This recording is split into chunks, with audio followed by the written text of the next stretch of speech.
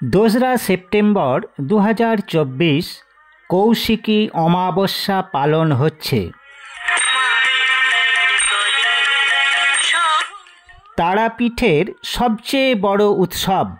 হিন্দু ধর্মে বিশেষ গুরুত্ব রয়েছে এই অমাবস্যার।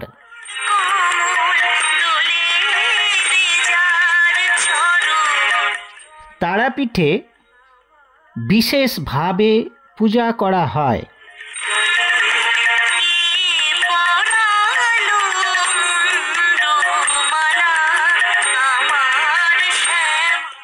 এই অমাবস্যার রাত্রিতে মুহূর্তের জন্য স্বর্গ ও মর্তের দরজা খুলে যায়, এমনটাই মনে করা হয়।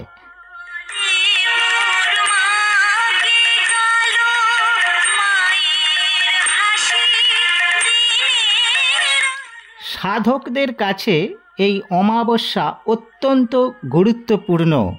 সিদ্ধিলাভ করার জন্য, গুপ্ত সাধনার জন্য।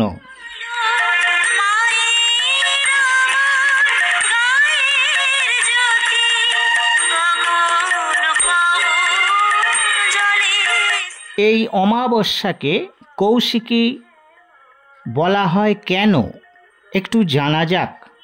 এর অন্তরালে রয়েছে পৌরাণিক কাহিনী।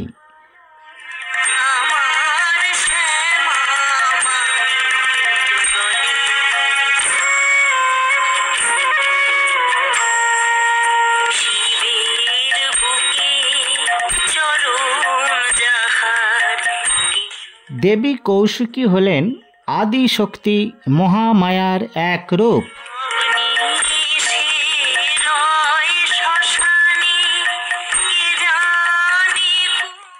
শুম্ভ আর নিশুম্ভ অসুরের অত্যাচারে পৃথিবী যখন বিপর্যস্ত, তখন আবির্ভূত হয়েছিলেন দেবী কৌশিকী।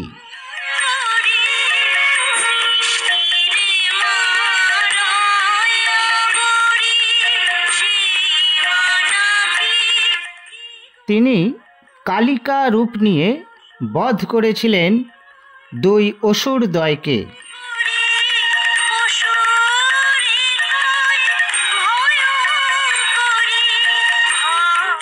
মা কালীর বিভিন্ন রূপ রয়েছে।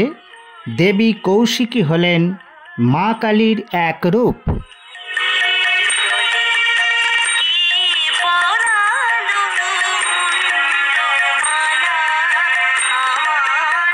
কৌশিকী অমাবস্যাতে